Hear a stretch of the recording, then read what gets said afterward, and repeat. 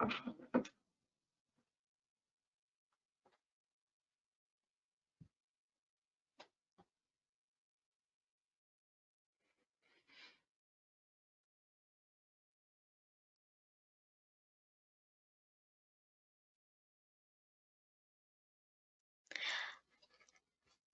afternoon, everyone, and thanks for joining us for today's webinar, which is sponsored by USDA NIFA through the North Central IPM Center. My name is Shruti Sarode, and I am the project coordinator here at the Organic and IPM Working Group, and I'll be hosting the webinar this afternoon. I'm also pleased to welcome our guest speaker, Dr. Jerry Barron, who is the Executive Director of the IR-4 project.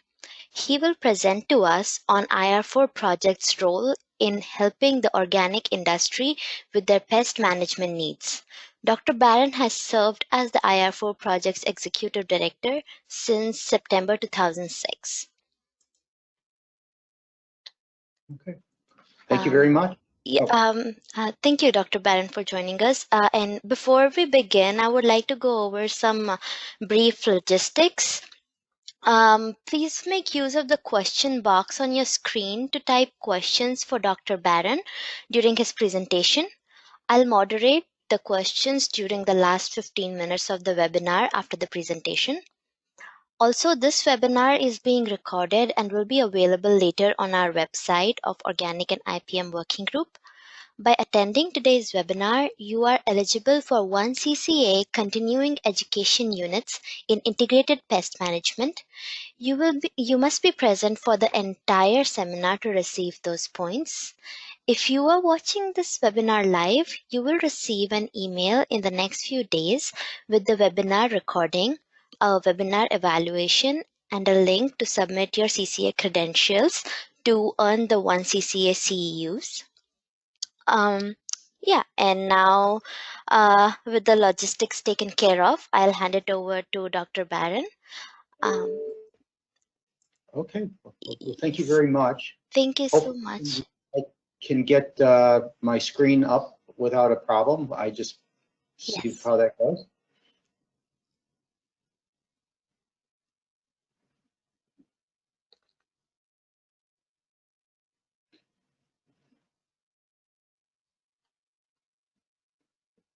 Is my screen up yet? Yes, your screen is up. Okay, it's not on my screen, so. Okay. So that's, let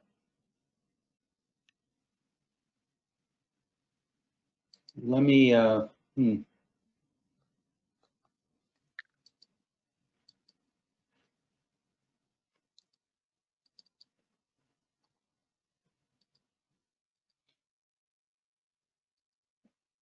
Okay, now you see my screen there now? Yes. Okay, all right, so hopefully this is working well and we'll be able to figure this out, but I want to thank everyone for calling in today. It's an honor to be part of this group. I want to thank the IPM Institute for their support of this endeavor, and please feel free during the course of the conversation, if there's a pressing question, please attempt to write it up at that point as well, but I'll definitely have time at the end to go through questions. So the title of my presentation is Helping the Organic Industry with Their Pest Management Problems. I'm going to specifically focus in on how the IR-4 project accomplishes this goal. I think we can start off with the general notion that farming is an incredibly challenging occupation for a variety of reasons: water, labor, you name it. But one of the other main challenges is managing the pests. The pests are out there. They will take a perfectly healthy commodity and render it unusable in a very quick order.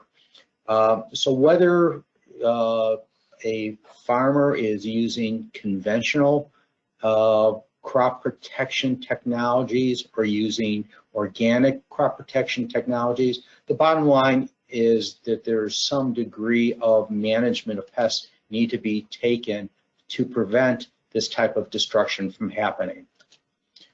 IR-4, the program I work for, the project I work for, is a USDA-funded National Agriculture Research Program. We were established in 1963 by the state land grant universities as well as USDA because of one central theme, and that is the cost of development of the data required by the regulatory authorities, whether they be state, federal, or international. Oftentimes, the cost for specialty crops, the fruits, vegetables, nuts, herbs, ornamentals, often exceed the potential return on investment.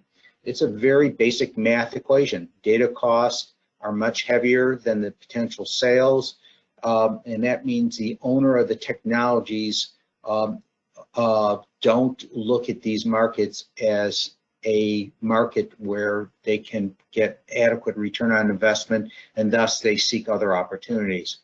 IR-4 was established to bridge this gap. Very similar to what is done in the pharmaceutical industry with orphan drugs, IR-4 serves as an orphan crop program for agriculture. The modern day minor use problem is somewhat different than why we were established in 1963. There is a lot of other factors that impact why a crop protection product can be added to a potential registration, why a company goes after it, and why someone avoids it. Some of these new modern issues include such things as export issues. That is the ability to have harmonized trade with trading partners. This is complex as going to the European Union or going to the Asian Pacific Rim, or as simple as going to Canada. Whenever there is differentiation between what is allowed in one country and what is allowed in a second country and their trading partners, leads to sometimes crop protection products being an artificial non-tariff trade barrier. Efficacy data needs. We are very different in the United States that when you are registering a crop protection product with the Environmental Protection Agency, you're not required to develop and submit such data to the Environmental Protection Agency, but a company or IR-4 is required to have that data available. What we're seeing now is there's higher needs for this data in advance of registration, and IR-4 is being asked to provide this data more and more often.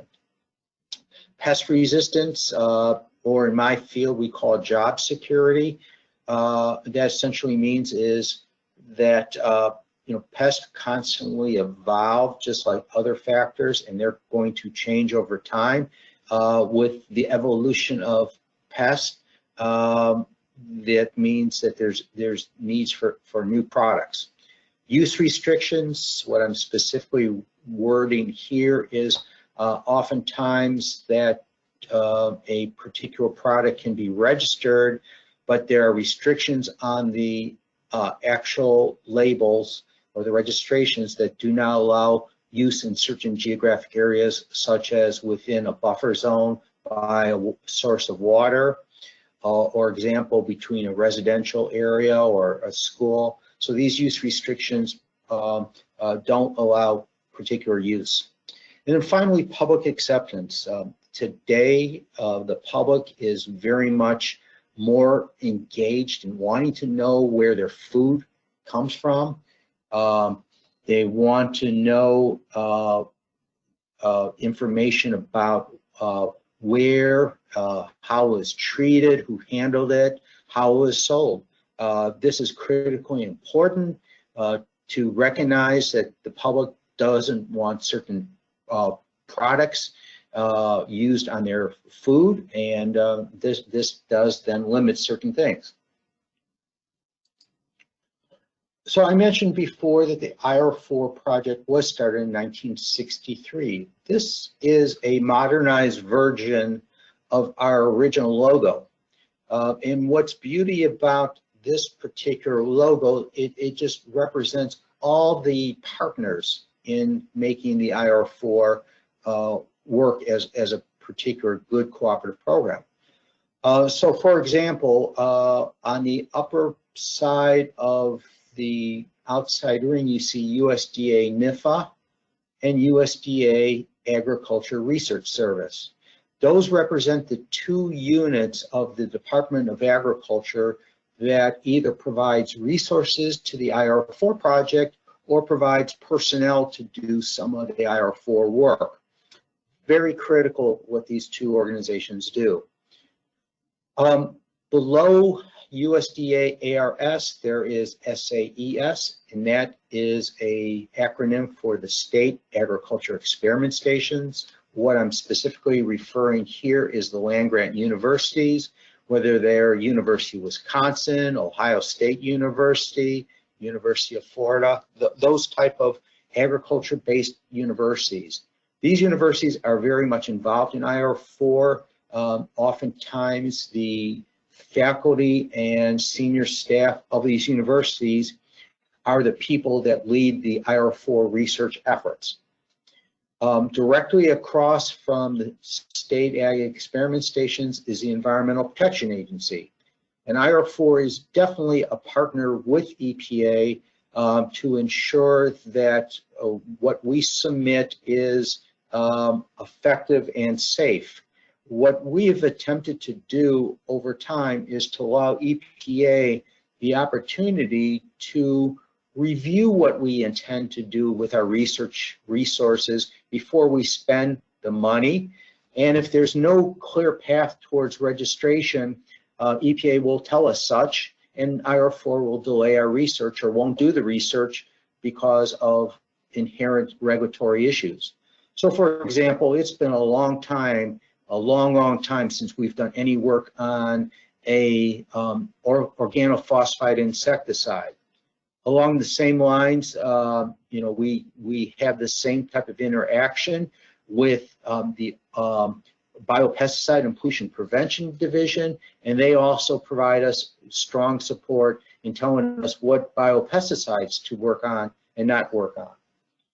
The bottom group is the pest management industries, and it just must be recognized that for us to do our job, for IR-4 to do our job, we need access to the products owned by the companies, and they can or cannot allow us this type of access. They are the owners. So we have to work very closely with them to ensure that they don't feel that we are misusing their products, and there is an incentive for them to gain access to this specialty crop market. So ultimately, we work with them. This whole part becomes this IR-4 in the triangle, and you can see just outside the triangle are our three stakeholder areas, the groups that we feel that benefit the most from IR-4, which includes the commodity producers, the people that are the farmers that grow the crop, that sell the crop in the retail markets or sell the product to the food processors. Food processors make the value-added changes in the crop. And then finally, ultimately, is the consumers that benefit from this action because they have access to healthy fruits and vegetables and other specialty crops that the medical industry strongly encourages the public to eat on a routine basis. The mission of the IR-4 is to facilitate the regulatory approval of sustainable pest management technologies for specialty crops and specialty uses to promote public well-being. A couple key points to bring forth from this particular slide is IR-4 is technology neutral. that means is it's very clear that our responsibility is to develop technologies to help farmers, growers grow their crops. It's up to the farmers and growers to decide based on where they want to position their markets to what market they want to be in, which essentially means, and why it's very relevant for me to be on this call today, is we help organic growers, we help conventional growers, we help growers that use biotechnology, we help growers that don't use a drop of pesticide. So, you know, in this case we are, again, technology neutral. We help whatever we can. The key point is our charge, which is to promote public well-being, which means is not only does we want to be able to make sure that our food is available, it's diverse, but it's also available at a reasonably priced market. So people that are under financial disadvantage can afford to buy the healthy fruits and vegetables. We want to make sure that the price is as reasonable as possible so they too can achieve the benefits of eating a well-balanced diet with these wonderful treats. So I'm going to go into some of the objectives of the program. The first one is our food program. This is the signature objective of IR-4, the original part, the one that started in 1963. Here is where we predominantly do magnitude of the residue studies. These are the studies that are performed, again, with both chemical pesticides and bio-based biopesticides to show what type of exposure the end consumer may receive after the farmer treats the crop with a potential product. Typically, what we do here is to go out at one of our 20 research farms that are throughout the United States, grow the crop the way the local production systems would suggest. We apply the product as it is intended to be used. So we use the highest rate, we use the shortest interval between applications, and we use the shortest potential interval between the last application and harvest.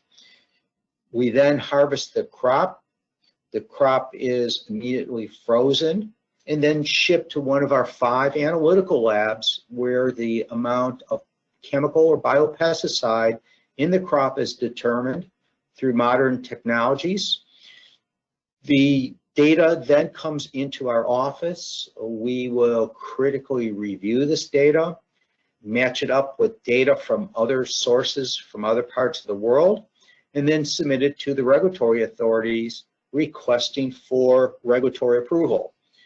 If it's a conventional chemical pesticide, EPA will establish a pesticide tolerance, or also known as a maximum residue level.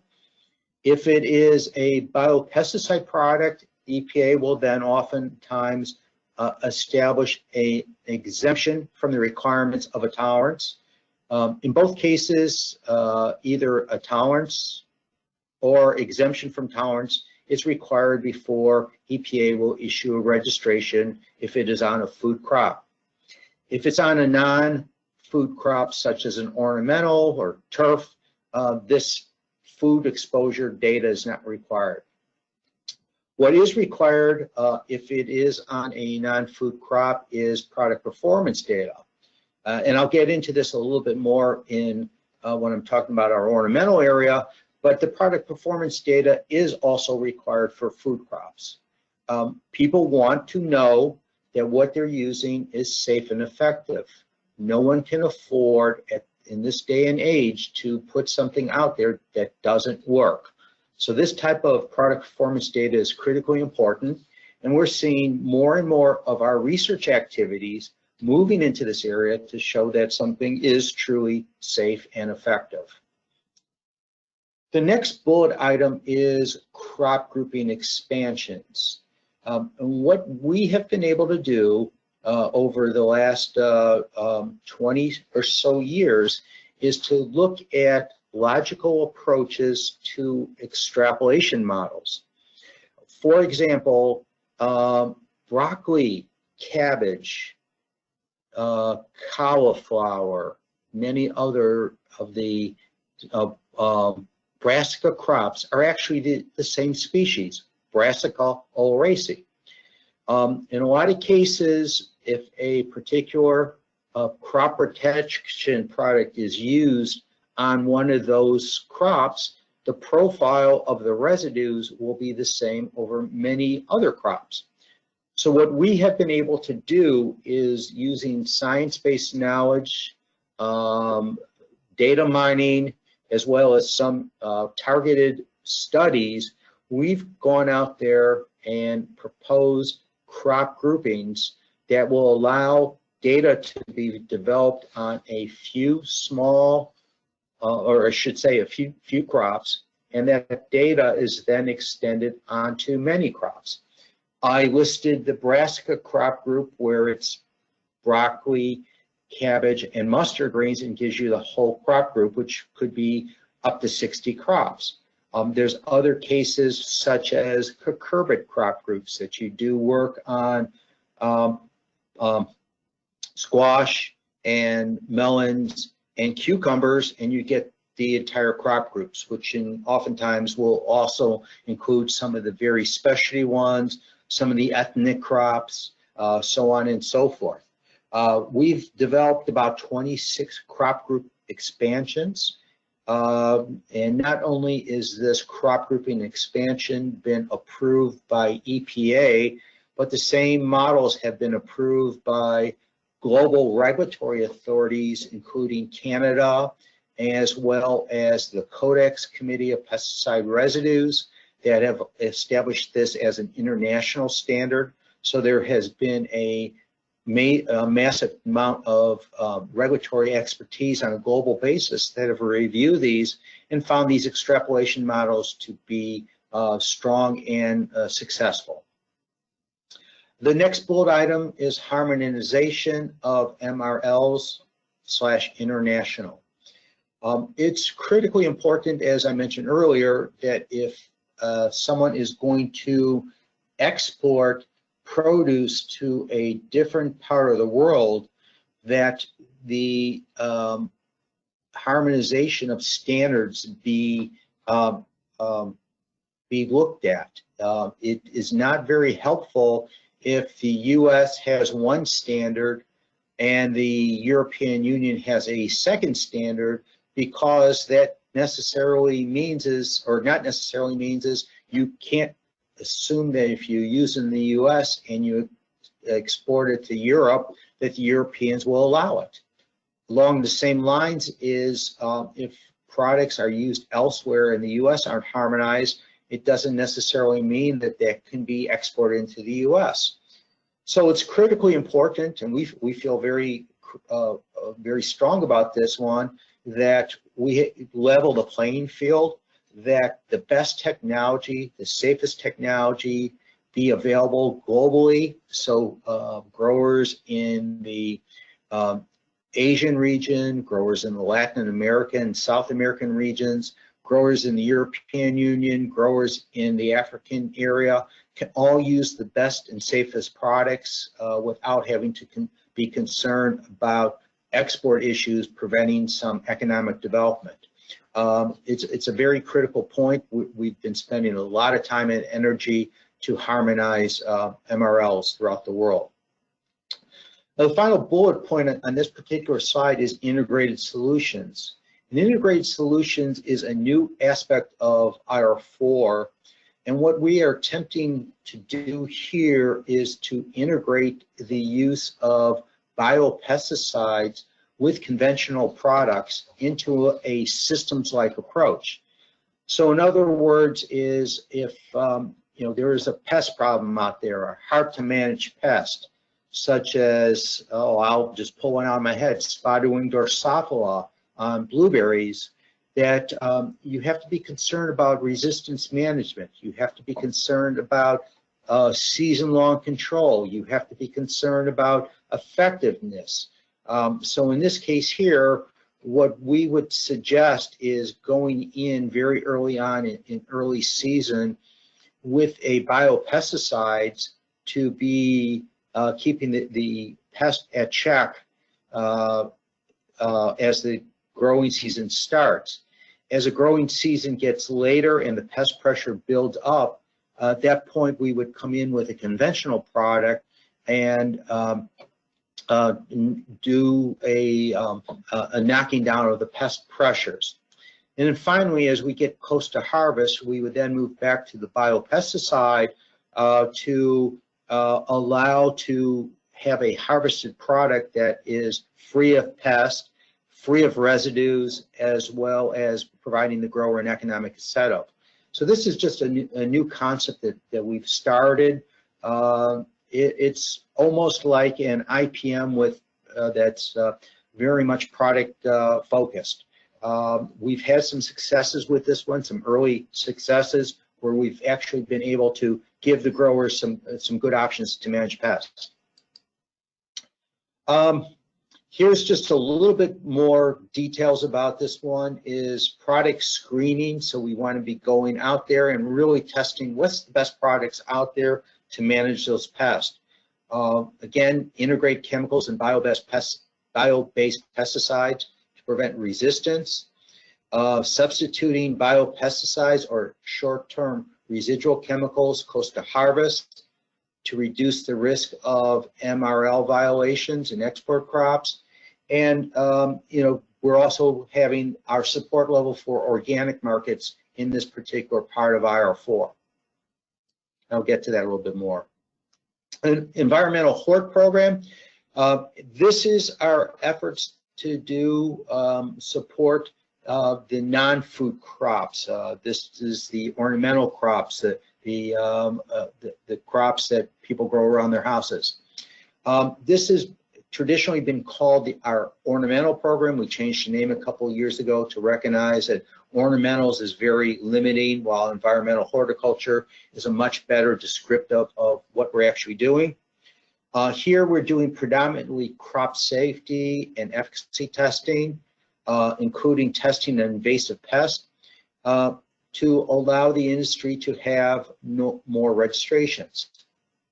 A critical component in the ornamental or an environmental hort area is the concept of open labels.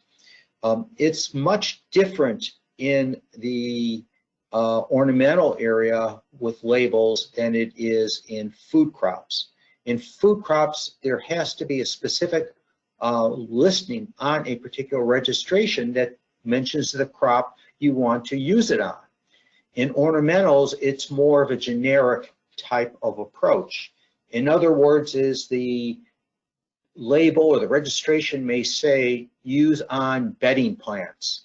Test it on a small number of bedding plants. If it's safe and effective, you can use it on many bedding plants or all bedding plants.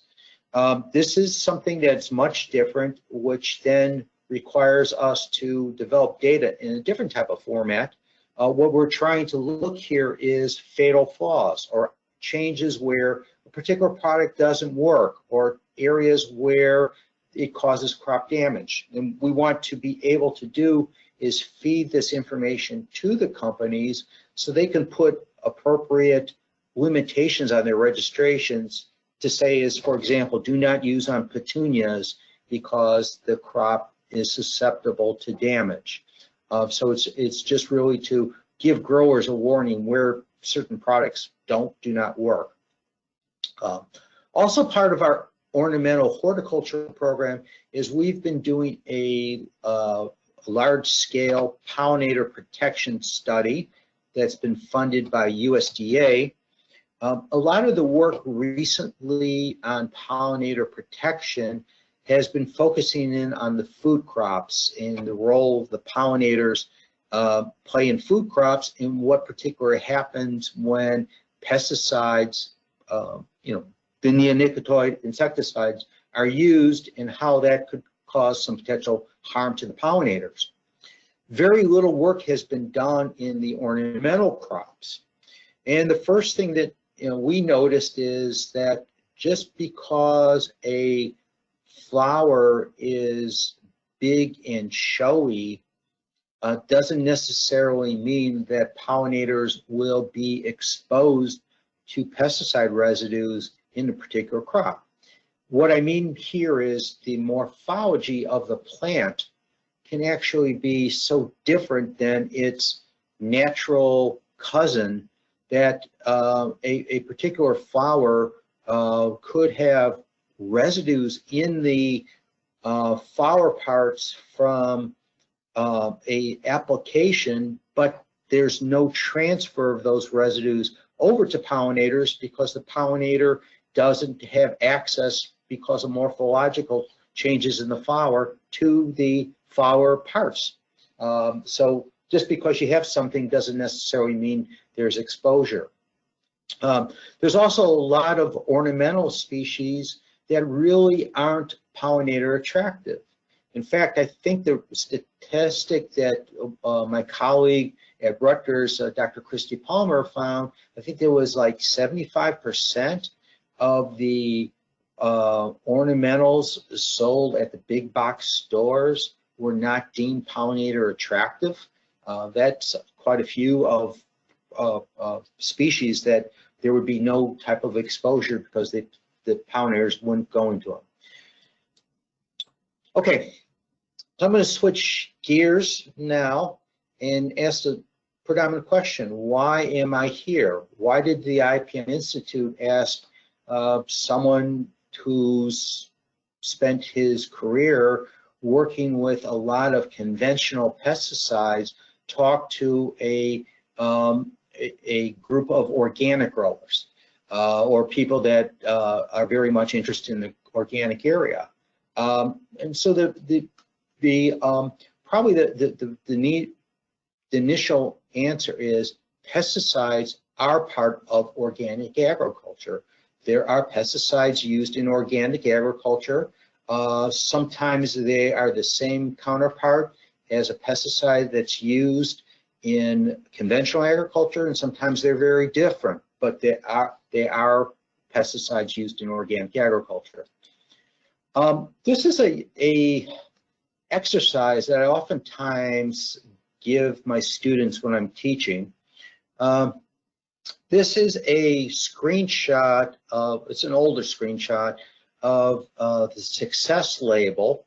Success is a product that's used in conventional agriculture. The label is old now because it says Dow AgroSciences. The company is now called Corteva.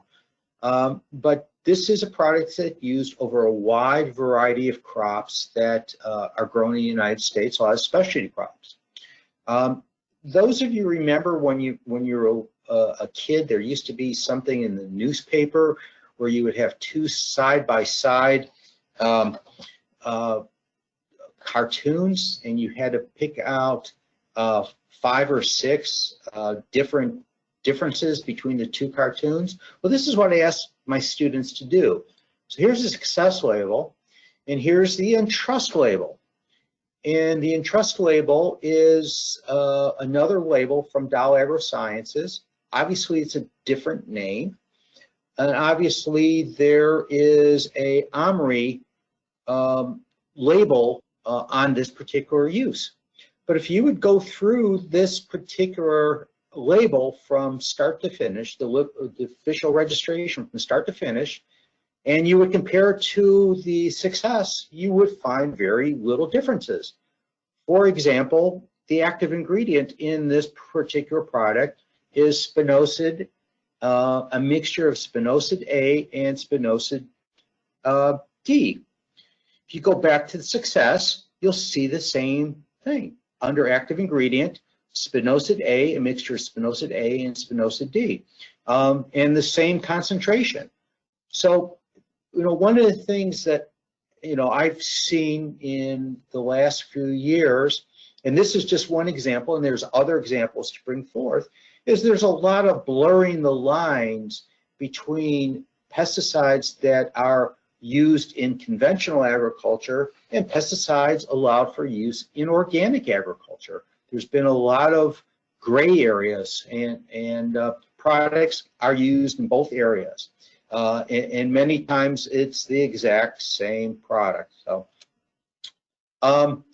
what does IR-4 do for organics? Tolerances and registrations is probably our number one. This is just a few of the products that are been cleared for use in organic markets that you may or may not have familiarity. I mentioned Entrust. I didn't mention Regalia.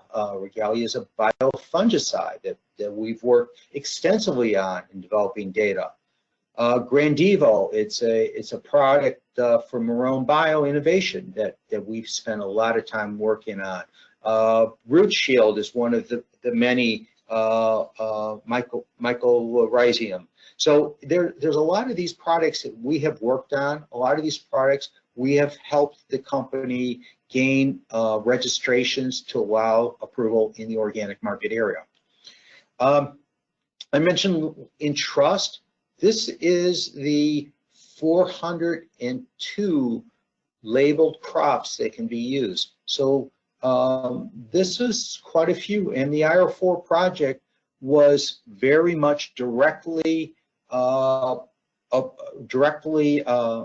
involved in making sure that all these crops were approved for this particular product. I mentioned before the crop groups. We had a lot of crop groups approved here that allowed for some of these very small acreage crops to finally have a tool that they can use.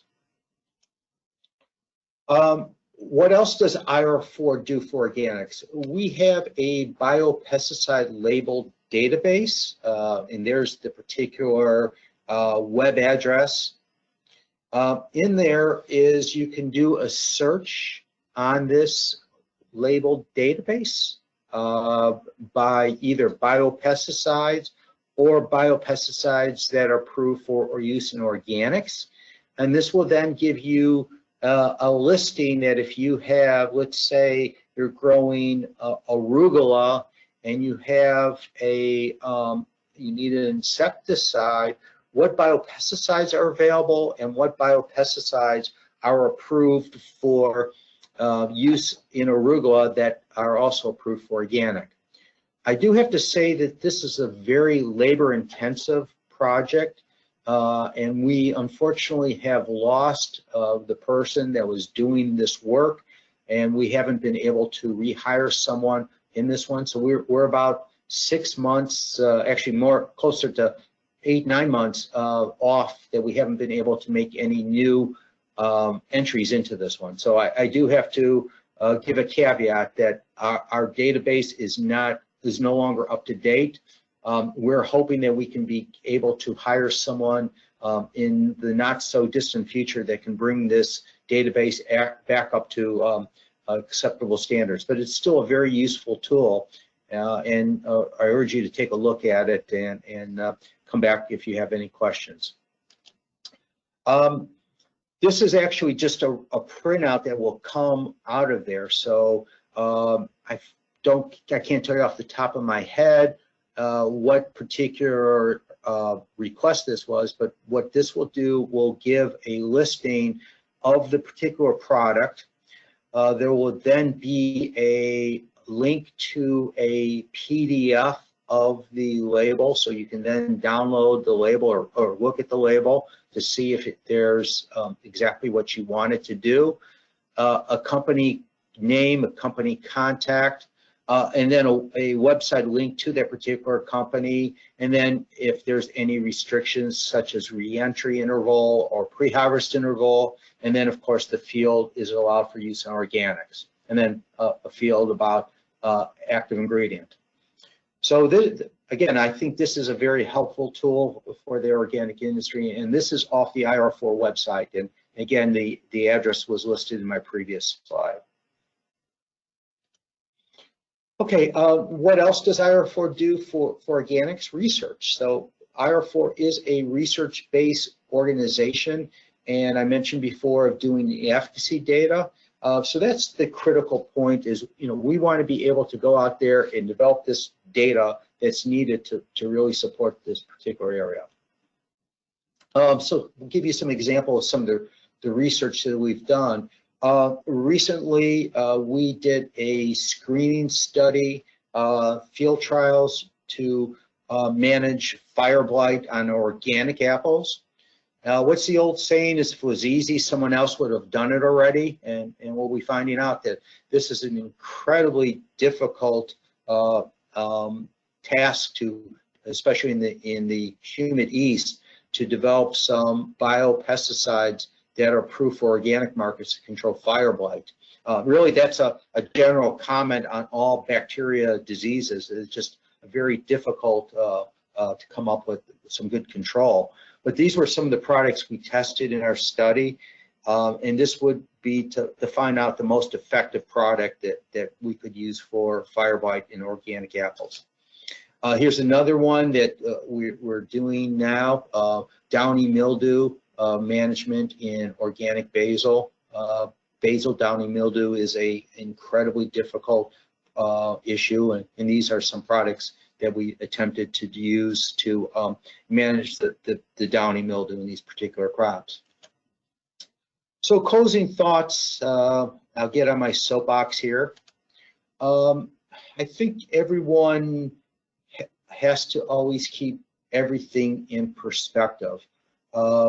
We as a society, as a global society, we have a lot of challenges, and our challenges are not small.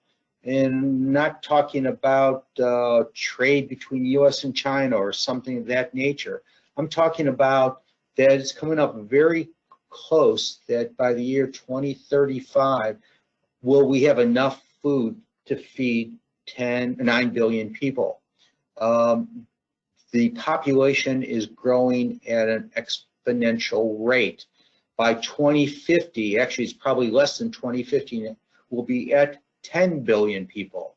And this is going to really stress our food systems.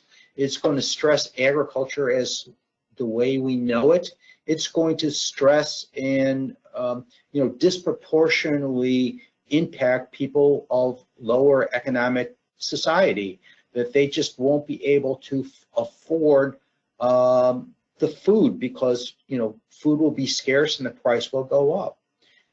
So again, I'm on my soapbox now. Is as society, as farmers, as people in agriculture, we all have a responsibility not to be alarmist, and we all have the responsibility to look at the bigger picture.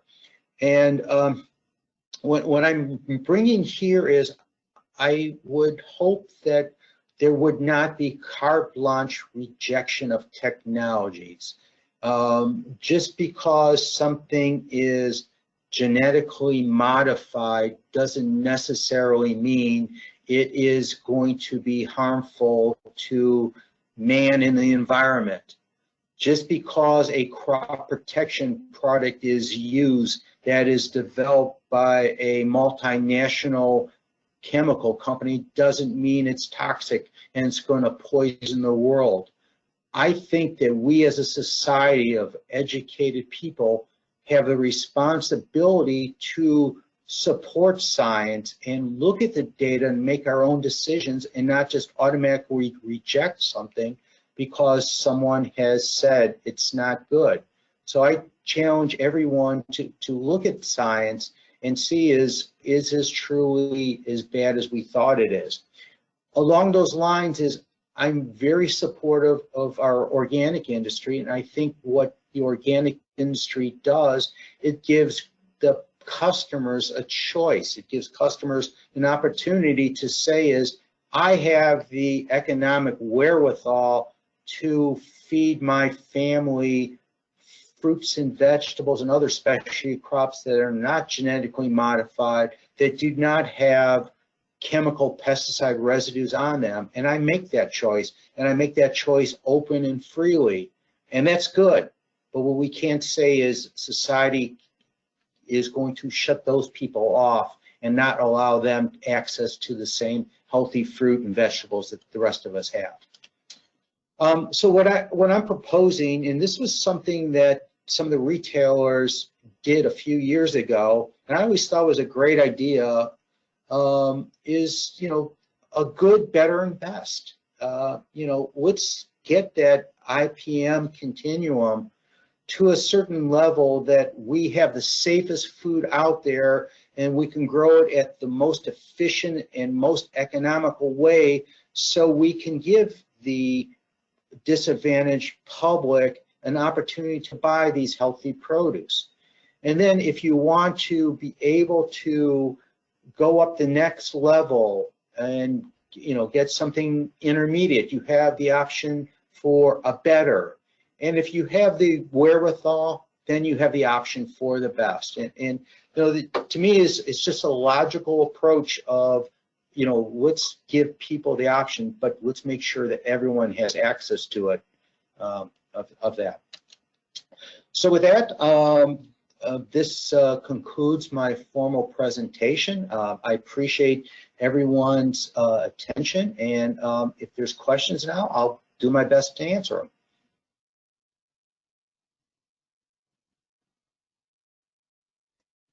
Thank you for the interesting presentation, Dr. Barron. To the audience, you can use the question box on your screen to ask questions. Dr. Barron, I had a question for you. You talked about integrating bio-based pesticides. I have heard previously that bio-based pesticides actually have a slower rate of kill when compared to the conventional chemical pesticides. How do you address this issue? Oh, real good question. So when you want to do a particular research study and you had bio-based pesticides there, in a conventional product, you would go out, say, after 2 days or 3 days and do a scientific rating of the efficacy of that particular product, and you would be able to make an assessment that this particular product worked excellent, so to speak. Mm-hmm. Bio-based are much different, and sometimes they're much longer in their action. And just because at that 2-day window you don't see dead insects, it doesn't necessarily mean it's not working. In fact, it's working real well. A lot of cases, it could be stopping the feeding of the insect on the crop, and the insect actually starves to death because of not having being able to feed. Or it may be something that it interferes with a natural progression of the insect's growth and development, such as stopping the molting of that particular insect. So yes, it does take longer, and that's factored into these systems there. But it's in our mind, it's more important that you don't miss the nuances of a bio-based product by expecting the same results in the same time frame. And this has been an educational aspect that we've had to train our researchers that it's a much different type of ratings than they were used to. And I think we've done a good job of making sure that they understand you have to look for something different. Mm-hmm. Thank you. Yeah, that makes a lot of sense. And does the biopesticide and organic database that you presented today, does that present these ideas too when we search for a particular biopesticide? Does it also give information about it? Not necessarily. It talks about the product and talks about the registration, but it doesn't go into depth of mode of action or what causes it to work and how. We have not taken that approach yet. It's not a bad idea, though. It may be useful to add that down the road sometime. Mm-hmm. Thank you. Yeah, it's really interesting, and I think it will be really helpful for the people who are listening in and who would watch this video later on. Yeah, the idea about GMO not being bad and we should support science and do our own research and find ourselves if GMO is bad or not. I think that was really good because I've met so many people who are like, oh, GMO is really bad for you, but then really it's not, because we've seen how corn has evolved, how corn used to be like not edible a few thousands of years ago, and now it is because of GMO, right? Yeah, and personally, I would rather have GMO crops out there and not have people starving to death than having that, than just blankly saying you can't do this technology. Yes, that makes sense. It looks like we don't have any questions right now. Okay. Hmm.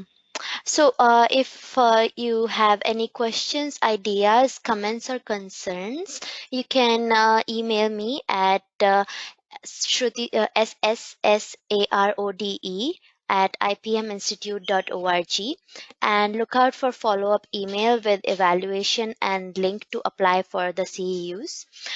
Thank you so much, Dr. Barron. I'll forward you any questions that I receive via email, and I'll also send you the link of the video of this presentation. Thank you. Okay, thank you. Thank you so much. Bye.